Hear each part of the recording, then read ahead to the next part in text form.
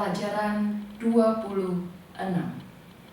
Kesopanan adalah jarak yang paling indah antar manusia. Pelajaran sebelumnya, kita menganalisa bahwa anak akan berteman dengan teman yang tidak baik, akan bertemu dengan lingkungan yang tidak baik.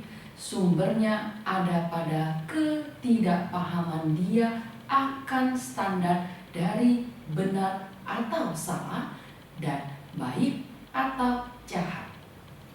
Harus menyelesaikan masalah ini dari dasar.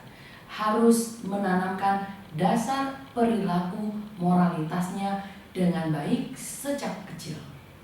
Dengan seperti ini, dengan sendirinya dia tidak akan dekat dengan teman yang tidak baik.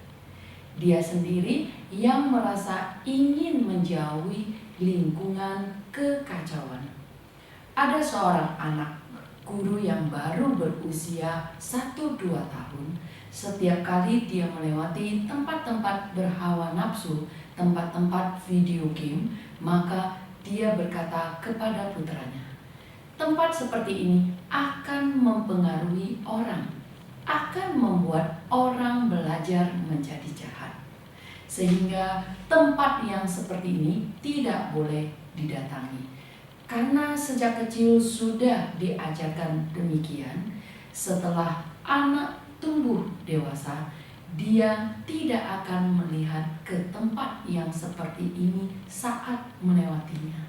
Ini disebut perkataan yang terdengar dulu akan ditempatkan di tempat yang utama dalam pikiran. Sehingga mendidik itu harus dilakukan ketika dia masih belum terbentuk dan terpengaruh oleh kebiasaan yang tidak baik, sudah harus dicegah.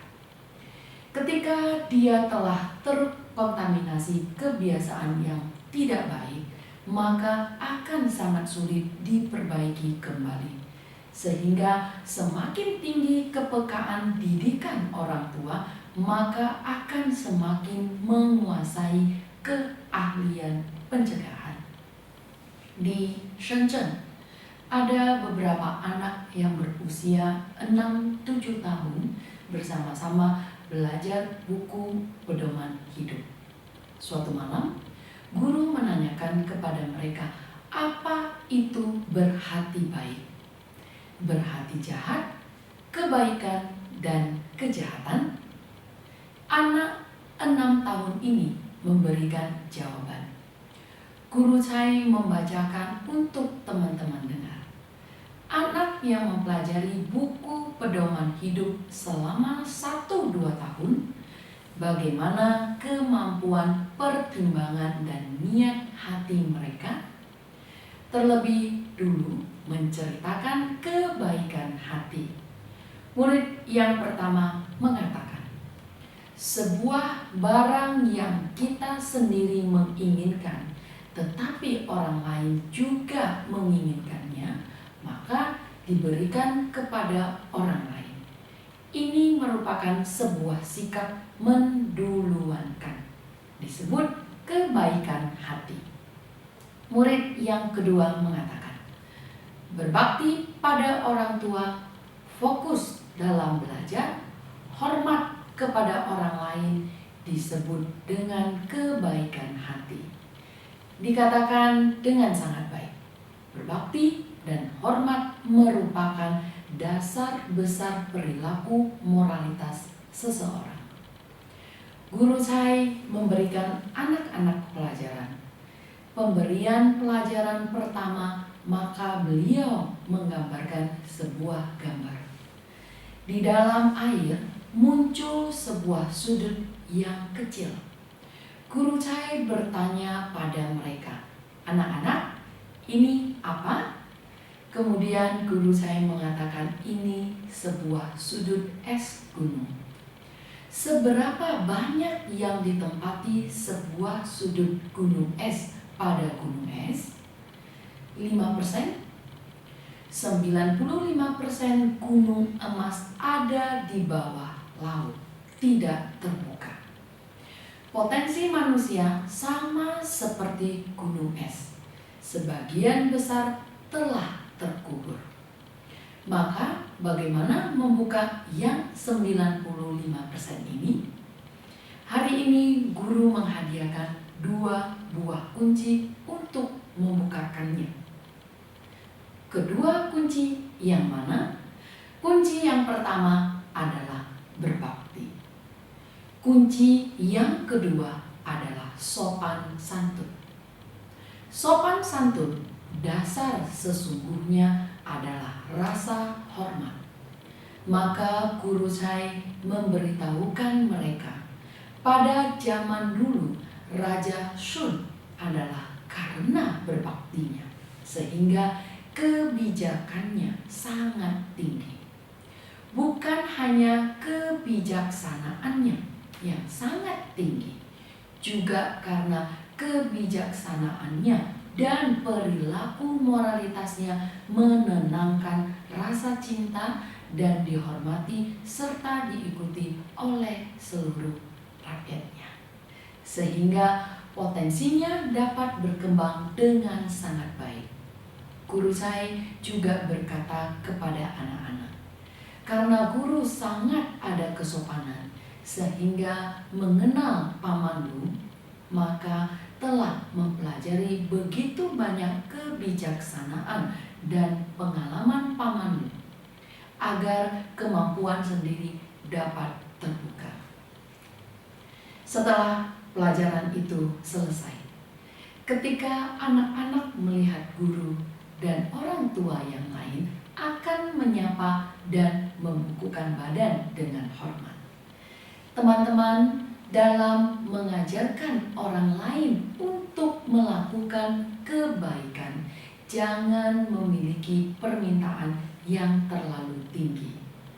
Kamu jangan mengatakan mereka sangat bersungguh-sungguh, tidak cukup tulus, asalkan mau membungkukkan badan dengan hormat, membungkus sampai akhirnya akan dari luar terinternalisasi ke dalam. Kebanyakan orang berkata, sebagian orang melakukan kebaikan selalu ingin mendapatkan balasan yang baik. Guru saya mengatakan, apa yang tidak baik dari keinginan ingin mendapatkan balasan baik? Setidaknya yang dilakukannya dapat membuat orang lain terbantu. Juga akan jian ren shan, ji si qi, melihat kelebihan orang lain, berusaha untuk menirunya.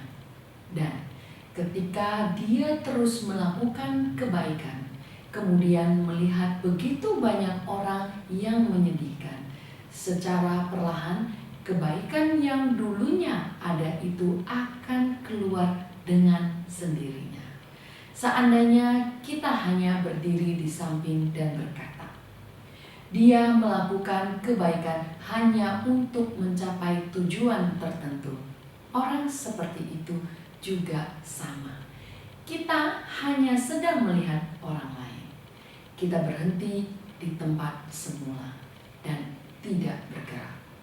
Maka hak apa pula yang kita miliki untuk mengkritik orang lain? Ketika orang lain telah melakukan kebaikan, tidak peduli apakah dia ada permohonan atau tidak ada permohonan, kita seharusnya ikut bahagia dan memujinya. Ikut bahagia dengan semua kebaikan yang dilakukan orang lain. Dengan seperti ini, dia akan semakin lama semakin merasakan dorongan. Semakin dilakukan, semakin nyata dan semakin gembira. Kapankah boleh dibuka? Kedua kunci ini tidak ada batasan usia. Di usia 80 tahun juga boleh. Saat guru saya melakukan seminar di Hangzhou, ada seorang senior berusia 70 tahun. Mendengar pelajarannya sampai hari keempat. Ketika istirahat di pertengahan acara, dia datang dan mengatakan satu kata kepada Guru Chai. Dia berkata, "Guru Chai, pelajaran kehidupan manusia yang pertama saya baru mendapatkannya di usia saya yang ke-70. Ajaran berbakti. Tetapi ada memulainya, maka tidak akan terlalu terlambat." Confucius mengatakan, "Cao wen dao, xi si keyi." Mengerti kebenaran dalam menjadi manusia, meninggal di malam hari juga tiada penyesalan. Asalkan kita memahami kebenaran, dilakukan dengan sungguh-sungguh, seumur hidup ini tidak akan dilalui dengan sia-sia. Ada satu kali ketika Guru Chai melakukan seminar di Shanghai, hari pertama membicarakan Ru Zhe Xiao. Ada seorang senior membawa anaknya untuk mendengar bersama. Setelah pelajaran, ketika akan makan, dia datang ke meja guru sangat tergerak. Dia mengatakan akhirnya dia tahu apa alasan tidak dapat meningkatnya pembinaan diri dan perilakunya selama puluhan tahun lebih. Tidak peduli bagaimanapun belajar, tetap merasa niat hati ini tidak cukup tulus dan hormat. Selalu tidak dapat menemukan sebabnya. Setelah selesai mendengarkan Ru Zhe Xiao, barulah dia tersadarkan. Ternyata tingkatan tangga pertamanya tidak dibangun dengan baik. Langsung membangun tangga yang ketiga. Sebenarnya ketika kita di tangga ketiga adalah menggunakan 2 buah bambu untuk menahannya. Walaupun sesungguhnya telah berdiri di tangga ketiga, tetapi kemungkinan setiap saat dapat terjatuh. Sebelumnya orang lain sangat baik hati mengatakannya, "Sini, turunlah." Dia malah mengatakan, "Derajatmu lebih kurang dari saya," masih menyuruh saya turun. Ketika dia telah mengerti ternyata dasar lebih penting, barulah akhirnya menemukan sebab kegoyahan diri sendiri. Manusia mendapatkan kebenaran, barulah hatinya akan tenang. Barulah setiap langkah yang dijalaninya di kemudian hari akan kukuh. Sehingga murid itu menyebutkan berbakti pada orang tua, fokus pada pelajaran, hormat kepada orang lain adalah baik hati.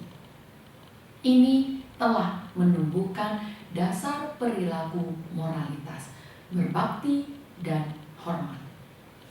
Orang berikutnya menyebutkan hati yang telah melakukan Tizikui budi pekerti adalah baik hati. Orang berikutnya lagi mengatakan yang telah melakukan Xiaojing buku berbakti dari bab pertama sampai 18, kemudian mendengarkan perkataan guru, melakukan Changli Juyao, pokok etika, adalah baik hati. Ada seorang anak pergi mencari temannya. Kebetulan temannya tidak ada. Maka dia sendiri melipat sebuah burung kertas, diletakkan di depan pintu temannya, memberitahukan kepada temannya bahwa dia pernah datang. Sehingga kita jangan meremehkan kemampuan anak yang dapat dipergunakan dengan cerdas. Hal yang mereka pelajari akan digunakan dalam kehidupannya. Orang berikutnya mengatakan, hati yang bijak adalah baik hati. Selanjutnya, hati yang melakukan hal yang baik adalah baik hati. Hati tidak perlu menggunakan desakan untuk melakukan hal adalah baik hati. Teman-teman, pemikiran-pemikiran ini telah ke tahap dapat merenungi diri sendiri, melihat kesungguhan atau kepura-puraan niat kita sendiri. Berikutnya, tahu akan hal yang baik maka dilakukan. Ini adalah baik hati. Hati yang memahami kebenaran adalah baik hati. Selanjutnya kita melihat hati jahat. Bagaimana anak-anak melihat hati jahat? Yang pertama mengatakan hati yang tidak membantu orang lain adalah berhati jahat. Dan ada lagi, hati yang membohongi orang lain, menyia-nyiakan juga berhati jahat. Misalkan menyia-nyiakan lampu dan air, nyawa, hidup, waktu, ini semua berhati jahat. Dari jawaban yang dikatakan murid ini, kita juga dapat memahami bahwa弟子规budi pekerti yang dipelajarinya cukup bagus. Waktu, hidup, dan nyawa semuanya dapat terlihat. Berikutnya, menghina orang lain adalah berhati jahat. Yang berikutnya, bercanda sampai keterlaluan adalah berhati jahat. Juga menambahkan tanda dalam kurung, Huo Chong Kou Chu, bencana datangnya dari mulut. Ini sudah mulai dapat melakukan perenungan di dalam hubungan dengan orang lain. Selanjutnya, hati yang marah dan membenci pada orang lain adalah berhati jahat. Berikutnya, hati yang hanya untuk kepentingan diri sendiri dan tidak untuk orang lain adalah berhati jahat. Orang lain baik terhadapnya, dia tidak baik terhadap orang lain. Orang yang tidak tahu membalas budi itu melupakan kebaikan budi orang lain. Berikutnya, hati mendendam adalah berhati jahat. Selanjutnya, hati yang pelit dan mengejek kekurangan orang lain dan mempertahankan kesalahan adalah hati yang jahat. Hati yang pelit,弟子规budi pekerti ada mengajarkan, Ji you neng, wu zi si. Kita sendiri ada kemampuan, janganlah egois dan harus membantu orang. Orang berikutnya mengatakan, hati yang tidak ada rasa sayang, mencelakakan orang lain adalah hati jahat. Dan ada lagi, tidak ada rasa welas asih, mengetahui hal baik yang seharusnya dilakukan, tetapi belum melakukan adalah berhati jahat. Selanjutnya mengatakan, tidak hormat terhadap gambar Konfusius adalah berhati jahat. Kelas mereka tergantung sebuah gambar Konfusius. Misalkan hari ini berjalan-jalan keluar taman. Saat pulang, setelah masuk ke dalam akan berkata kepada gambar Konfusius, Konfusius, saya sudah pulang. Ini disebut mempraktekkan. Shi si zhe ru shi sheng, terhadap yang sudah meninggal harus sama dengan saat hidup. Ada satu kali di Haikou diadakan pelatihan anti serangan udara. Guru juga mengambil kesempatan ini untuk mendidik mereka agar mereka memilih barang-barang yang paling dibutuhkan. Misalkan, kemungkinan kamu bisa haus, maka bawalah sedikit air. Barang yang dibawa setiap anak selalu tidak sama. Anak yang hatinya lebih tidak ada rasa aman membawa banyak sekali barang. Di antaranya ada seorang anak yang tidak membawa apapun. Berlari ke depan meja, membuka laci, mengeluarkan sebuah gambar Konfusius dan berbingkai. Kemudian berkata kepada gurunya, "Guru, ini seharusnya dibawa." Saat itu juga gurunya meneteskan air mata. Dalam situasi yang berbahaya seperti ini, yang teringat anak ini pertama kali adalah gambar Konfusius. Anak yang seperti ini nantinya dia menghadapi kondisi-kondisi hidup. Percayalah bahwa pengajaran Konfusius pasti akan membantunya. Selanjutnya, orang berikutnya mengatakan hati yang takut menderita adalah hati yang jahat. Guru memberikan sebuah pengajaran kepada mereka setiap minggunya. Di antaranya ada disebutkan, 怕吃苦，吃一辈子苦；不怕吃苦，吃一阵子苦。 Takut menderita, maka menderita seumur hidup. Tidak takut menderita, maka menderita sesaat saja. Saat masih kecil dan muda harus tekun. Setelah tua akan menikmati kebahagiaan.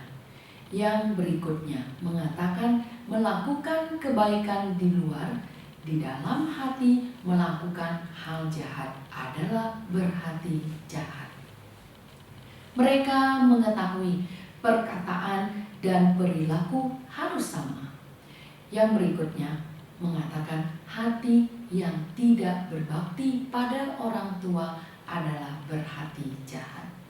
Berikutnya, hati yang merusak adalah berhati jahat. Anak berikutnya mengatakan, seorang ibu yang tidak tahu langsung dikatakan ibu yang bodoh adalah berhati jahat.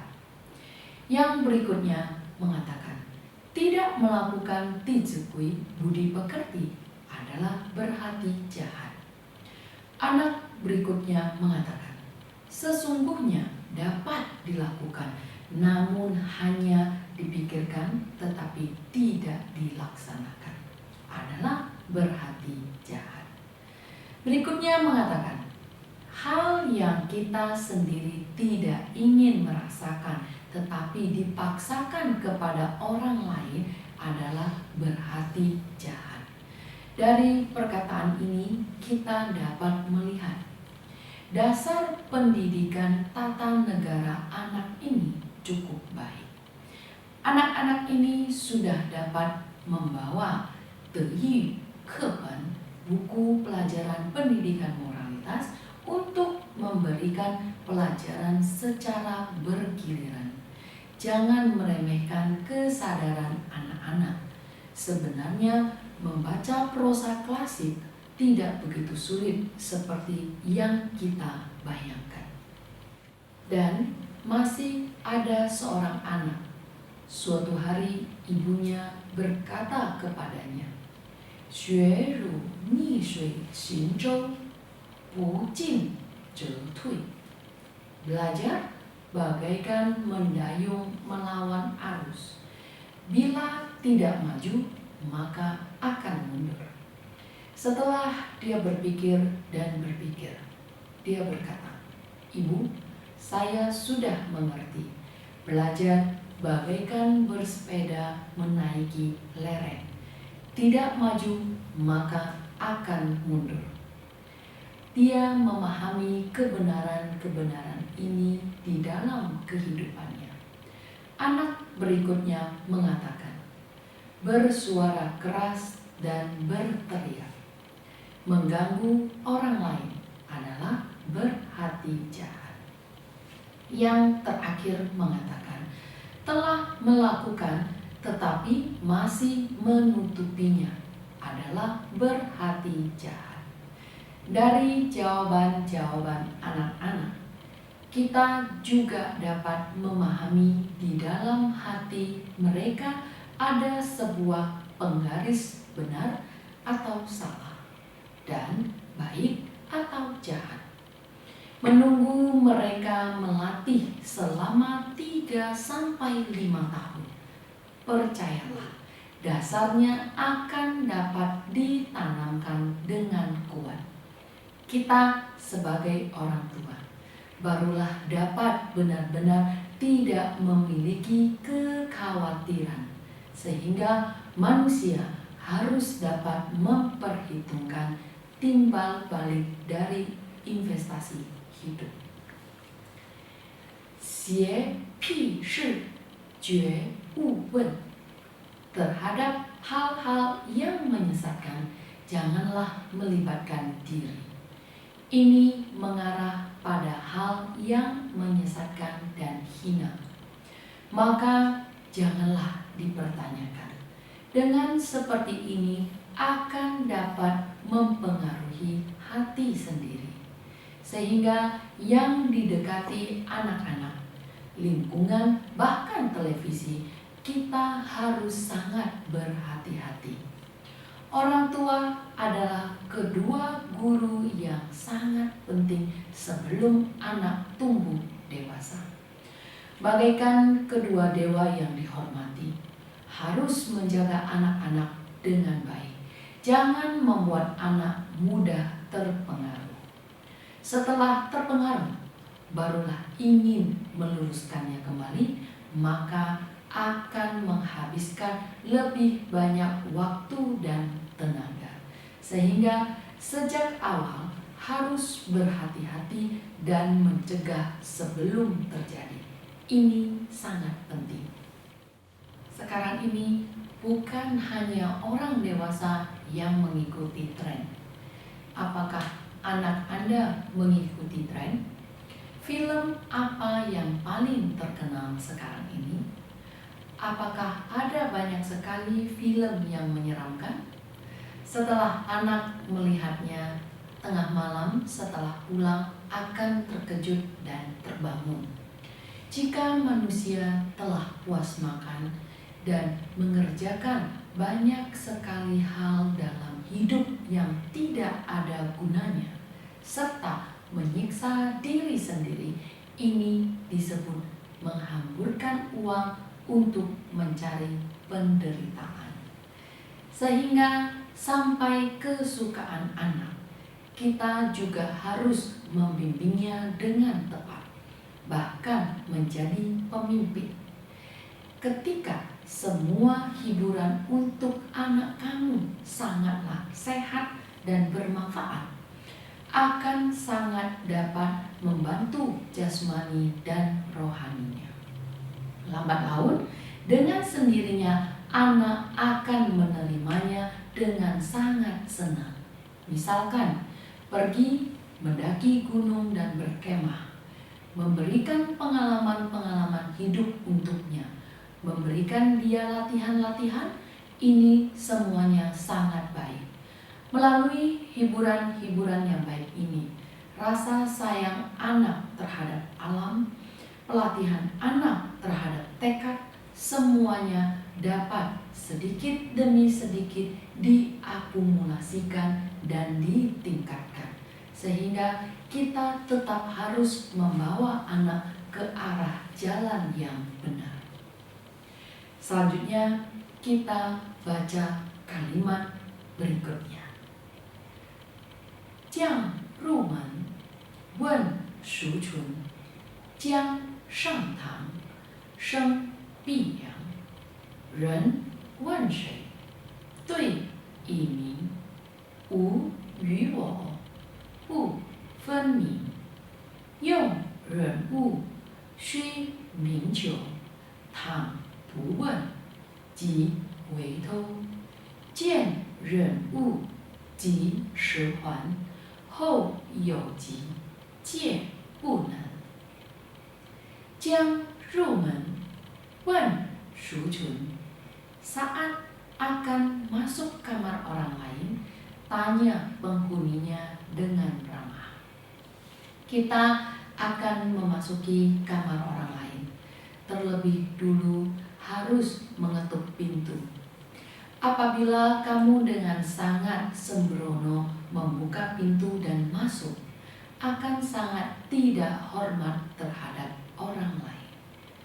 Di dalam drama Korea kita juga melihat, sebelum masuk ke dalam, terlebih dulu berkata di depan pintu, "Tuan Tong Fang, saya adalah Shang Wo." Terlebih dulu memberitahukan siapa. Bila orang yang di dalam sedang sibuk, maka akan berkata, "Kamu tunggu sebentar." Bila tidak ada urusan, maka akan berkata, "Baik, kamu boleh masuk." Jadi, kesopanan adalah jarak yang paling indah antar manusia. Dapat membuat manusia berhubungan dengan sangat nyaman. Tidak akan terasa lancap. Ini adalah perilaku yang seharusnya dilakukan sebelum masuk ke dalam kamar orang lain. Kita perluaskan lagi. Kita bertamu ke rumah orang lain.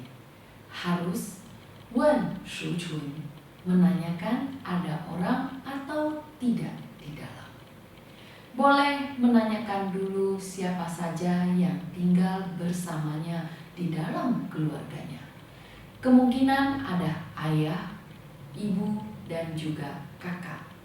Dalam perbincangan antar teman akan bercerita mengenai kondisi keluarganya masing-masing. Ketika kita lebih mengerti selangkah lagi, dia memiliki seorang kakak yang bekerja di sana. Beberapa waktu lalu, ibunya terserang flu, atau apa makanan yang disukai ibunya. Kamu mendengarkan di telinga dan disimpan di dalam hati. Menunggu sampai waktunya tiba, akan pergi ke rumah mereka. Saat ini kemungkinan kamu akan membeli sedikit makanan yang disukai ibunya ke rumahnya. Berkata, "Bibi, saya dengar kamu suka makan jeruk. Bagaimana kesan pertamanya?" Akan sangat baik. Sehingga teman-teman, tahukah bagaimana caranya mendekati teman wanita? Mendekati teman wanita bukan hanya mengejar seorang saja, yang disebut mentang hutui, keselarasan dalam hidup. Sesungguhnya menikah bukan hanya urusan dua orang saja, melainkan berhubungan sampai dua rumah tangga dan kedua keluarga. Apakah cukup harmonis? Pernikahan yang tidak direstui orang tua kebanyakan tidak akan bahagia. Pernikahan kebanyakan orang sekarang ini, kartu undangan pernikahannya dituliskan. Si A akan menikah dengan si B, yang akan dilakukan pada saat kapan. Dari tulisan ini dapat dilihat, generasi anak muda kita ini terlalu tidak hormat. Peristiwa yang begitu besar juga tidak tahu siapa ayah dan ibunya. Langsung menuliskan nama kedua mempelainya. Ini merupakan hal yang harus dipikirkan oleh generasi muda dengan seksama. Kita ke rumah pasangan, harus bisa mencintainya dan segala hal yang berhubungan dengannya. Perhatikan pada keluarganya, maka akan ada keharmonisan. Dalam berteman, Guru Chuchai juga memiliki prinsip ini. Ketika orang tua dari teman sering mendengar anaknya menyebutkan namamu, kemungkinan orang tuanya akan berpikir, Cai Li Xu itu orang yang bagaimana? mengapa putranya begitu akrab dengannya? Bagaimana bila Cai Luxu adalah orang jahat? Sehingga seharusnya kita berinisiatif untuk menenangkan hati orang tua dari teman.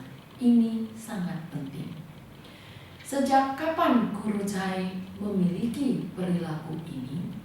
Ketika di sekolah menengah tinggi, guru Cai sangat baik dengan seorang teman sekolah. Sangat baik sekali. Teman sekolah itu adalah seorang pria. Akhirnya ibunya sangat khawatir karena saat itu sepertinya sudah ada kondisi homoseksual. Sehingga ibunya sangat khawatir apakah putranya akan sangat baik sekali kepada guru Cai. Dalam hal ini guru Cai dapat memahami sesungguhnya berteman bukan hanya harus akrab dengannya, juga harus akrab dengan keluarganya. Guru Cai memiliki 2 orang teman yang sangat baik di Cina. Mereka adalah suami istri.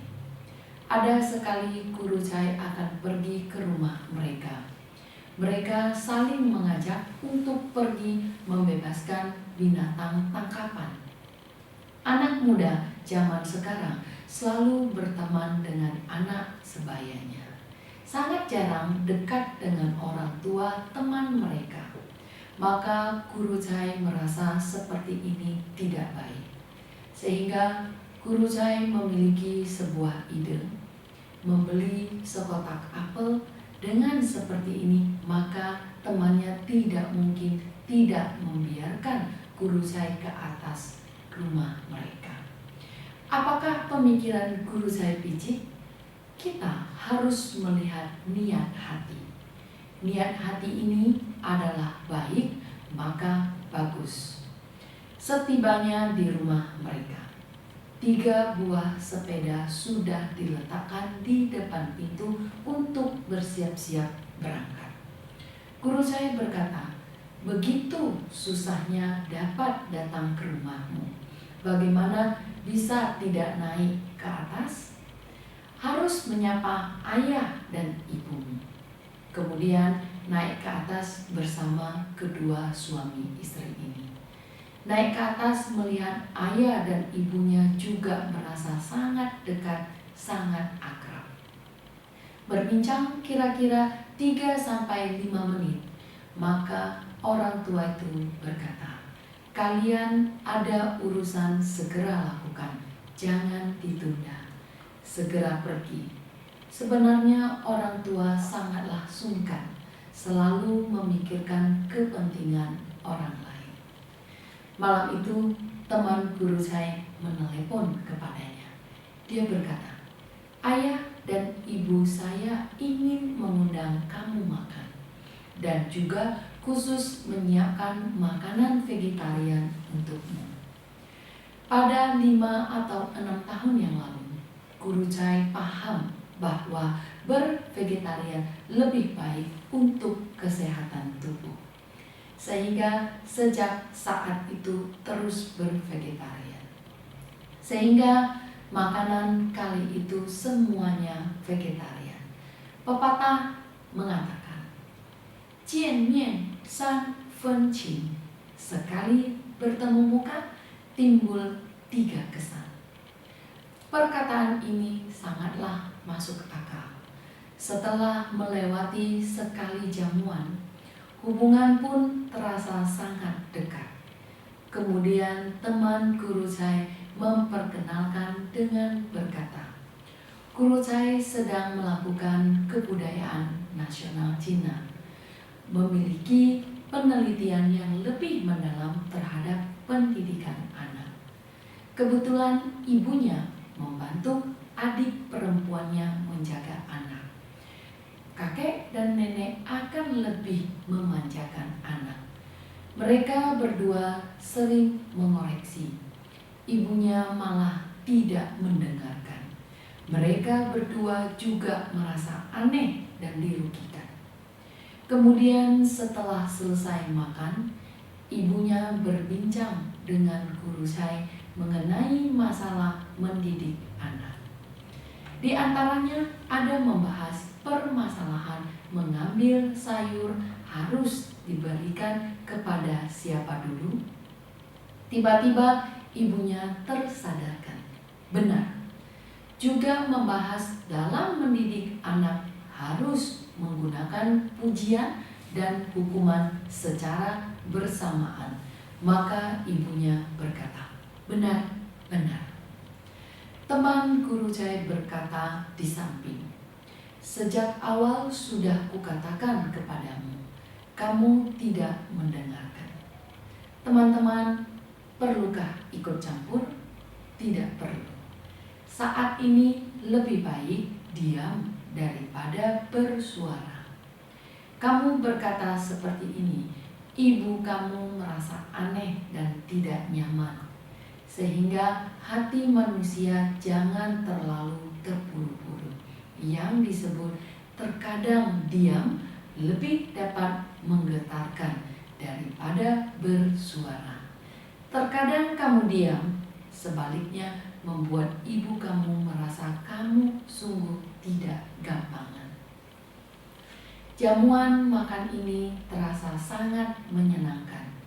Dari sini, guru saya juga memahami harus 一子而教.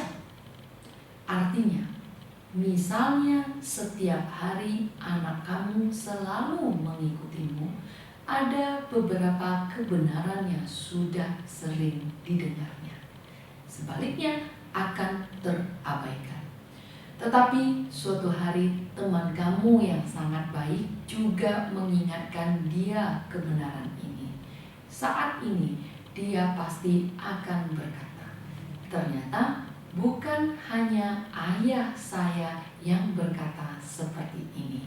Paman juga berkata seperti ini. Perilaku dia ini akan tertanamkan.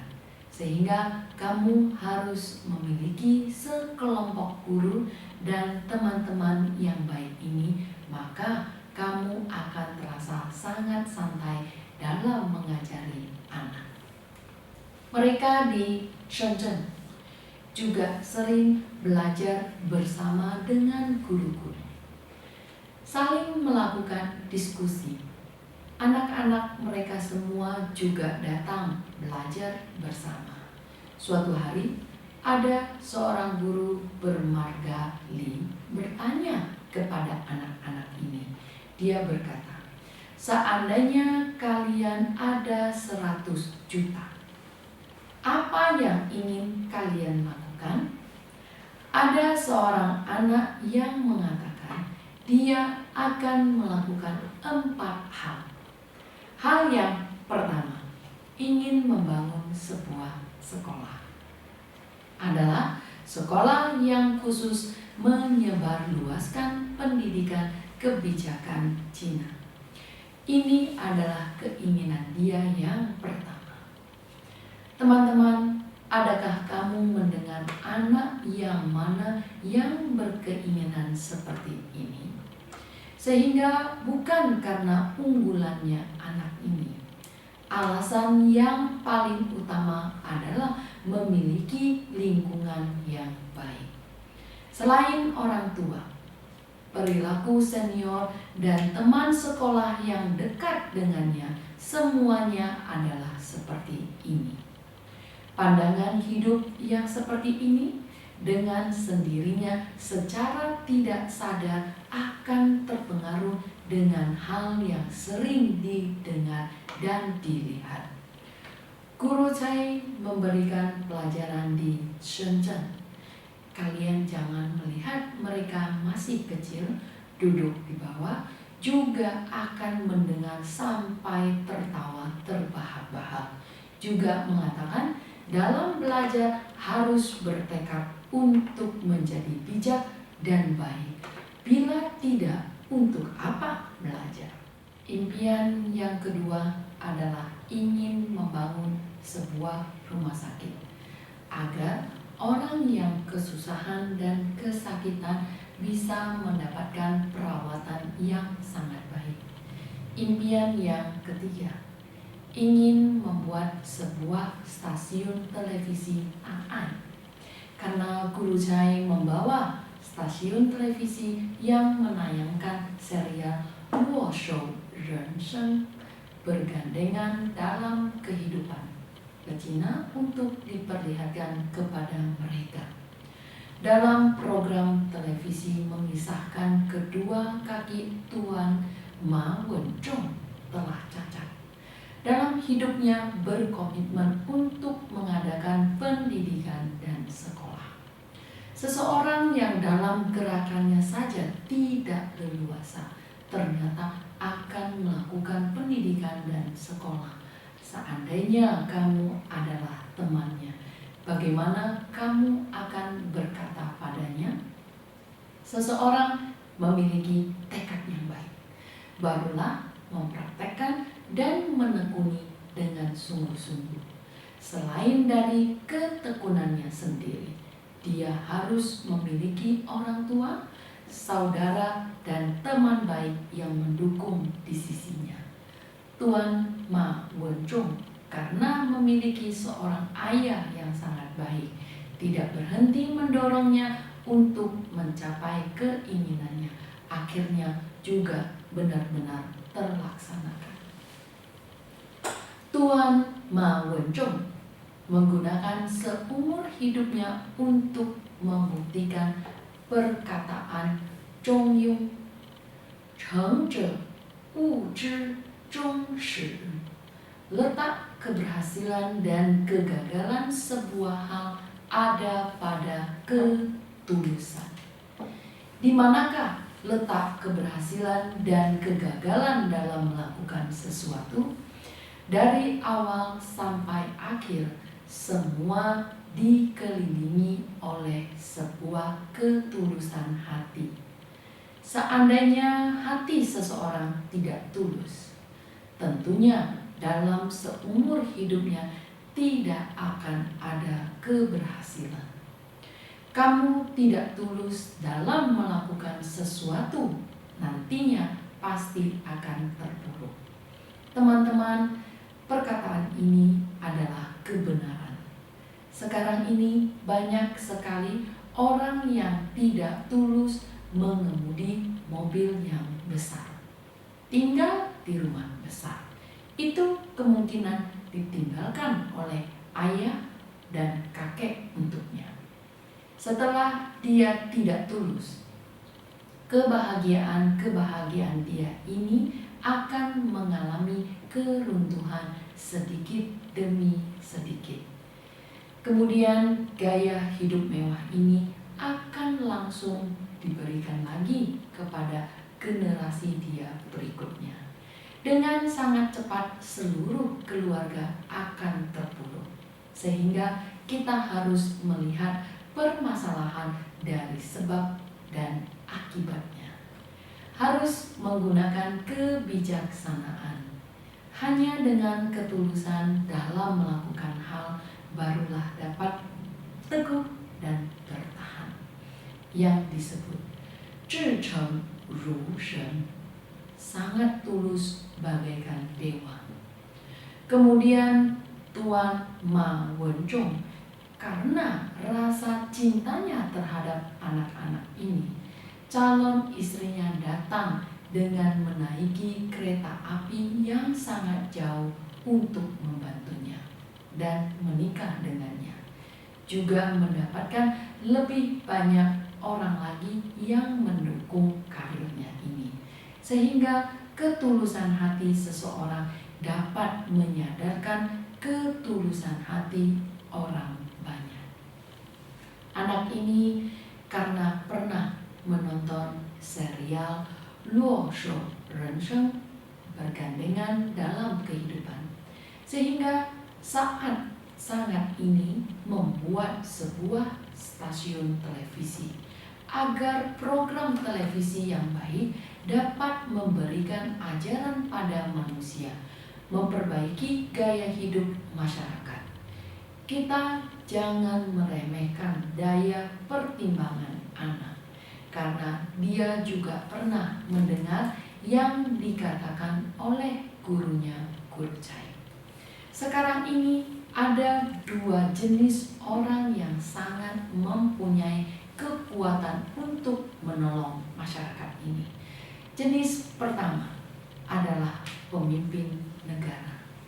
Yang satunya lagi adalah media.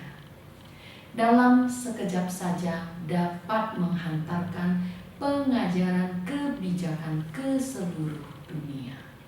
Sejak kecil anak menerima pengajaran-pengajaran ini, maka akan selalu diletakkan di hati. Ini adalah impian yang ketiga. Impian yang keempat, dia mengatakan dia ingin menjadi guru Chai. Orang tua sekalian, seandainya ini adalah putramu, apakah kamu akan senang? Sangat senang. Tetapi setelah ibunya selesai mendengar, menelepon pada putranya, dia berkata, "Putraku, kamu memiliki impian-impian ini. Ibu sangat senang. Tetapi impian-impian kamu ini belum tentu harus memiliki 100 juta barulah dilakukan." Teman-teman, tingkat kepekaan ibu ini sangat baik. Dia tidak berharap anaknya hanya memiliki sebuah impian kosong. Impian harusnya mulai dilakukan dari hidup dan setiap langkah pada saat itu juga. Sehingga setelah perkataannya itu, anak sudah mulai merenungkan. Selanjutnya, ibu berkata padanya, "Apakah Guru Chai memiliki 100 juta? Sehingga asalkan kita memiliki pengetahuan dan niat yang sangat baik, meskipun tidak memiliki 100 juta, juga dapat melakukan kontribusi kepada masyarakat." Ibunya ini membantu dia mengembalikan tekadnya ke saat ini. Dikembalikan ke saat ini harus memperkaya dirinya sendiri. Sehingga anak bisa memiliki mentalitas yang seperti ini, nilai kehidupan yang seperti ini. Yang paling penting adalah memiliki lingkungan yang baik. Teman-teman, kita boleh mencari guru-guru dan teman-teman baik yang bertekad sama untuk lebih sering belajar bersama, atau bersama-sama pergi mendaki gunung agar membuat hubungan persahabatan keduanya lebih mendalam, juga membuat generasi berikutnya memiliki interaksi yang sangat baik. Dengan seperti ini akan dapat terbentuk sebuah lingkungan pengajaran, mendidik generasi kita yang berikutnya dengan baik. Kemudian percayalah, kamu juga akan merasa lebih santai. Suami istri mengajar bersama sungguh tidak akan sama dengan mengajar sendiri. Jiang shangtang, sheng biyang. Saat akan masuk ruangan, nada suara ditinggikan. Kita sebelumnya juga telah menyebutkan yang ini. Kamu pergi ke rumah orang lain. Bila orang tersebut tidak ada, harus teriak dulu, "Apakah ada orang?" Tentunya tidak boleh berlari ke dalam dan berjalan-jalan. Ini harus diperhatikan.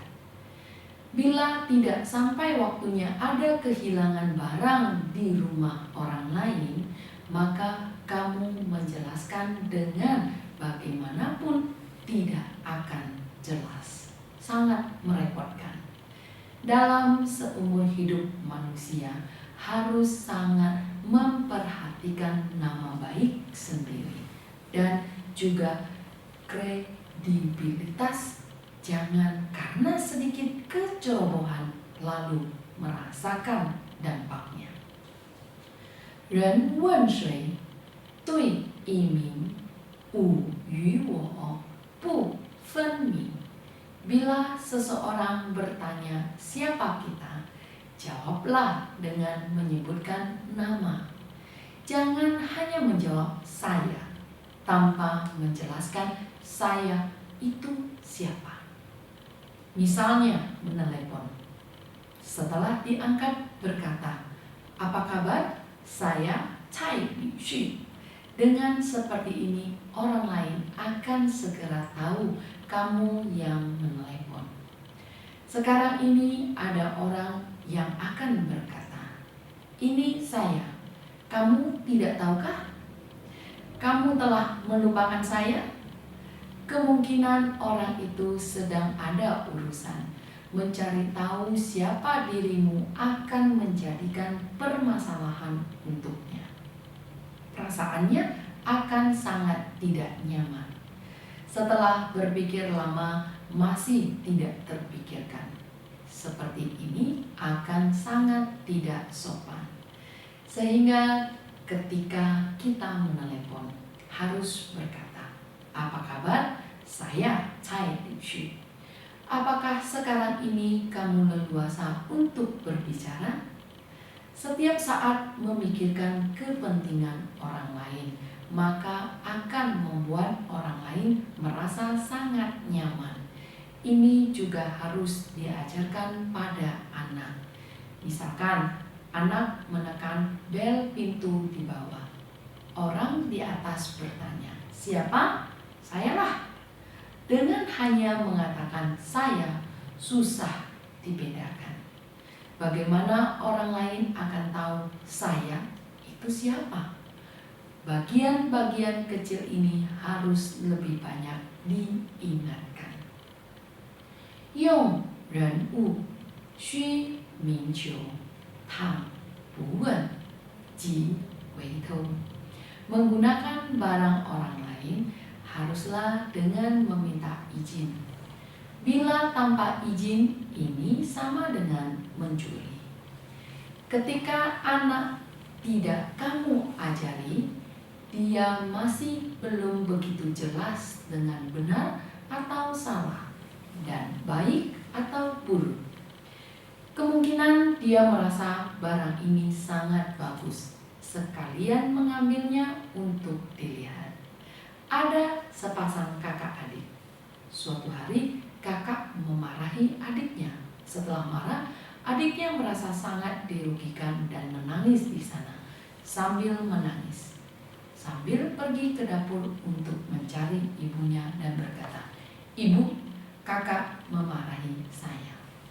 Teman-teman, bagaimana menyelesaikannya? Kamu tidak boleh tidak membedakan yang benar dan yang salah. "Kakak kemari, mengapa boleh memarahi adik?"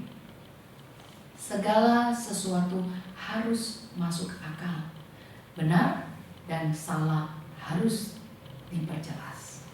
Tidak boleh dikatakan yang lebih besar maka tidak benar.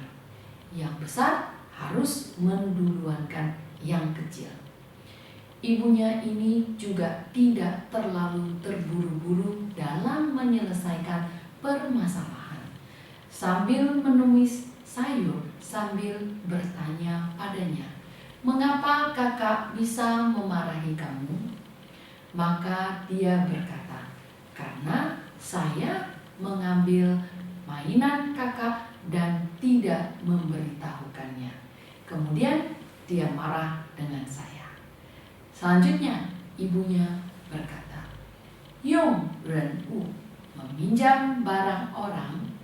Anak perempuannya menyambung dengan 须明求，倘不问，即为偷. Harus meminta izin langsung kepada orang tersebut. Bila tidak meminta izin, disebut mencuri. Akhirnya, setelah mengatakan perkataan mencuri, itu membuat dia mulai menangis. "Saya tidak mau menjadi pencuri." Dapat dilihat, ada standar umum bahasa dan perilaku dalam menjadi orang. Maka kamu dapat berkomunikasi dengan sangat baik dengan anakmu. Anak sudah terbiasa membaca Tijekui, budi pekerti, juga memiliki situasi yang seperti ini, sehingga perkataan itu dapat dia ingat berapa lama seumur hidup. Juga memiliki manfaat yang sangat besar terhadap hidupnya. Kita harus mengajarkan kepada anak, Yong Ren Wu, Xu Ming Qiu.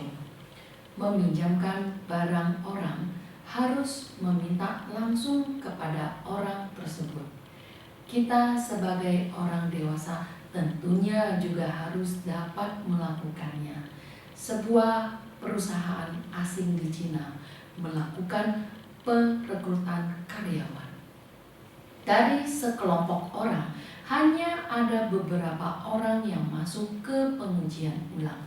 Ternyata di tengah pengujian ulang, atasannya berkata, "Tiba-tiba saya ada urusan, 10 menit kemudian baru akan kembali lagi." Setelah atasan keluar, anak-anak muda itu mulai membongkar berkas yang ada di dalam ruangan. Akhirnya semuanya tidak diterima. Anak-anak muda itu berkata, sejak kecil tidak ada orang yang mengajari mereka, sehingga merasa difitnah. Karena tidak pernah diajari, sehingga kita memiliki tanggung jawab untuk memberikan pengajaran kebijakan kepada mereka. Dan ketika kita ingin menggunakan barang orang lain, tidak boleh setelah barang diambil barulah berkata, "Bolehkah pensil ini saya pinjam?" Bisa saja pensil itu dihadiahkan oleh teman prianya. Hanya dia seorang yang menggunakan, tetapi kamu telah mengambilnya. Maka dia hanya bisa berkata, "Baik." Sehingga meminjam barang tidak boleh seperti ini. Meminjam barang orang lain haruslah orang tersebut yang langsung memberikannya padamu. Seperti ini barulah sopan. "Bolehkah saya meminjam pensil?" Dia suka meminjamkan kamu pensil yang mana? Biarlah pemilik yang mengambilnya sendiri. Sehingga dalam hal-hal kecil ini kita juga harus menjaga perasaan orang lain. Baiklah, pelajaran kita sampai di sini dulu. Terima kasih. Salam Tijekui.